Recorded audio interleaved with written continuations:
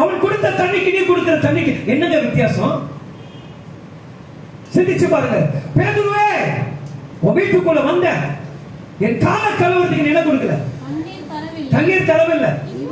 அப்ப கவனிச்சு பாருங்க. நான் தாகத்தோட உன் வீட்டுக்கு இருக்கிறேன், உன் வீட்டுல இருக்க வாசப்பட எதை கர்த்தர் சொல்கிறார்? நான் வீட்டு வாசப்பட கதவை தட்டுகிறேனே, சத்தத்தை எவனும் கேட்கலையே, எவனும் கேட்கலையே என்று ஏக்கம், ரங்கலாய்ப்பு. கிறிஸ்துவை சாயல், கிறிஸ்துவை அன்பை நீ நான் எப்படி வெளிப்படுத்த முடியும்? எப்படி வெளிப்படுத்த போறோம்? எப்படி அன்பா அப்படி அன்பை நம்ம வெளிப்படுத்த போறோங்க? எத்தனை காலை நீ நான் வாழ போறது உலகத்துல? என்னைக்கு ஒரு நாள் நீ நான் சாக போறோங்க.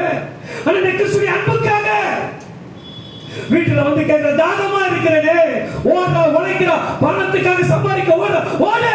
ஆனா தேவ அன்பை விட்டு விடாதே, தேவ அன்பை விட்டு விடாதே.